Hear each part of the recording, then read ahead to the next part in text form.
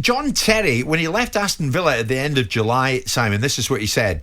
It has always been my ambition to move into football management, and providing the right opportunity presents itself, I feel ready to take up such a challenge.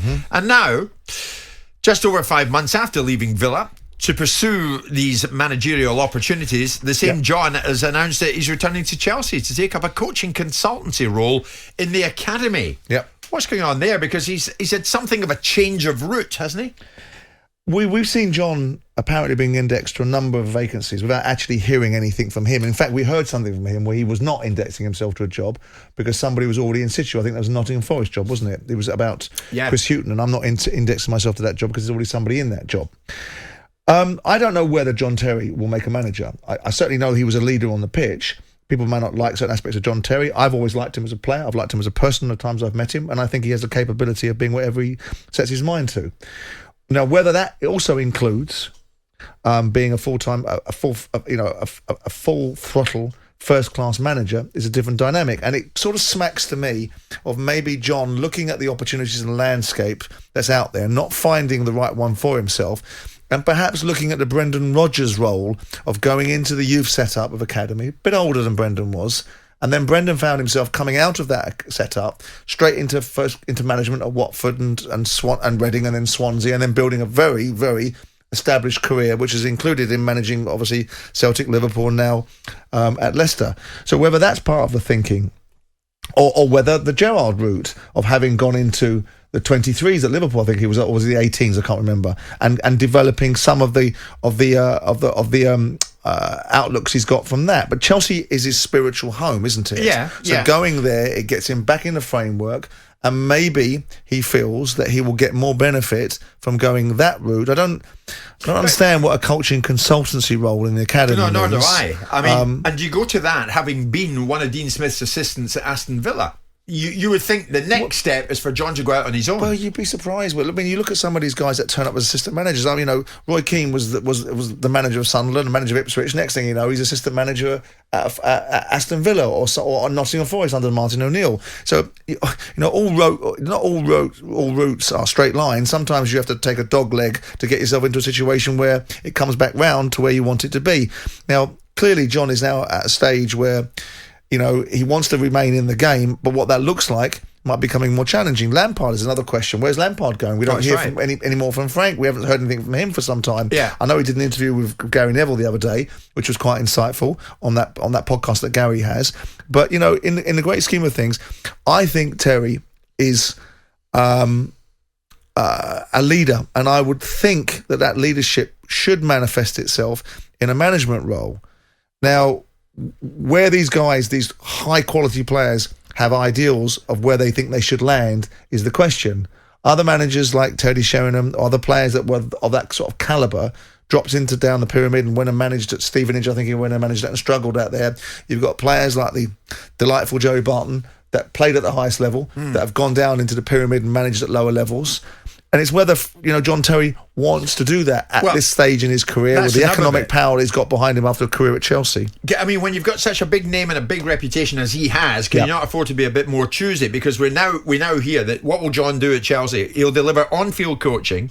He'll contribute to coaching discussions. He'll mentor academy players, and he'll support parent dialogue. It's a hell of a coup for Chelsea to get someone like Terry with his on-field performances. People might not always agree with some of the stuff that went off the field, but let's park that up and talk about the business of sport and football. And if you've got John Terry, you're a young central defender playing in the academy, you've got John Terry, A, talking to your parents, B, talking to you, being an influence, and C, being an influence on the coaching that goes, it's a hell of an acquisition. It is also a hell of a situation where you've got players that might decide whether they want to sign for Chelsea, might not decide they want to sign for Chelsea, and all of a sudden they've got John Terry sitting in there as a sort of agent provocateur towards signing for Chelsea. But I think... So does it mean, is that a career for John Terry? I don't know if it's a career for John Terry. Exactly. Has he made his decision now that this is what he wants to do? Why haven't we seen John Terry make a move into the Championship? Like, instead of Marcus Silva at Fulham, it's John Terry. Instead of Scott Parker at Bournemouth, it's John Terry. Why haven't we seen that? Well, I mean, look, I would imagine that John Terry, if he wanted to, I'm trying to put myself back into the situ and saying, if I have a vacancy and I was a Championship club, would I talk to John Terry? Would you? And probably the answer would be yes, I would have spoken to. No, I would have gone there with an open mind. It might have been he's a player, he's away from being a manager, he doesn't have the experience. But I guarantee you I'd have probably still spoken to him.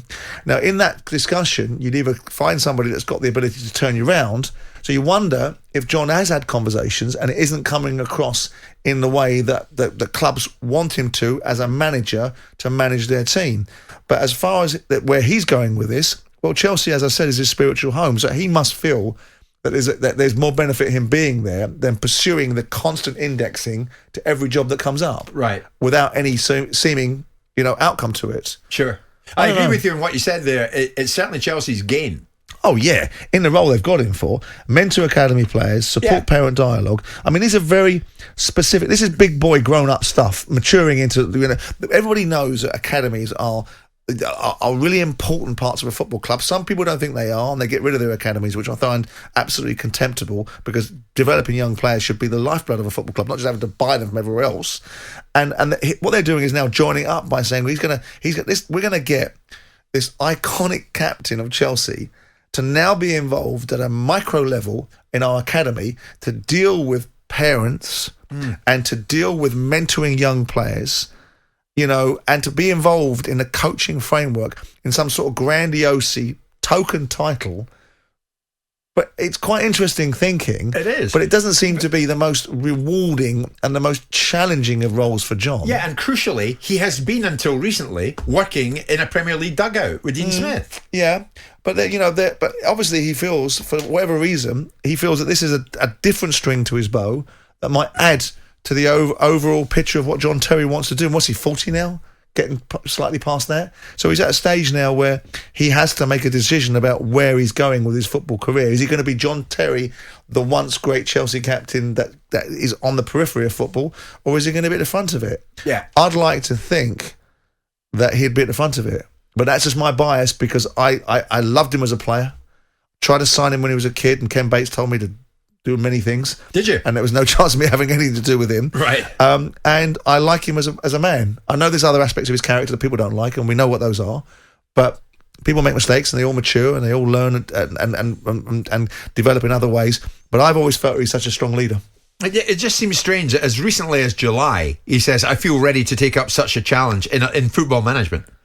I mean, he was ready when he was leaving Villa. Well, 6 months is a long time. And maybe, like I've just said, that John Terry has had quite a few interviews or quite a few discussions and is finding himself in a situation where maybe I'm not what I thought I was. Maybe I'm not a football manager. Yeah. Maybe I don't have the shtick to be a football manager. Maybe I don't want to do the things that I'm being asked to do, potentially, if I got the role as a football manager in the clubs that I've been able to have discussions with. Sure. Or maybe he just thinks there needs to be more strings to his bow, and some of that is going to get more experience with the, by the way, elite young players that Chelsea are able to acquire. Oh yeah, there'll be a few world beaters in there. He's not slinging his hook down to Colchester United and working with younger players that aren't of a calibre. He's working with the elite players that Chelsea have made significant financial profits out of developing over the last couple of years, because we've sat here talking about how they've sold this player and that player from their academy. As you said, as Brendan Rodgers did himself. And Brendan did that. Let's be clear though, Brendan was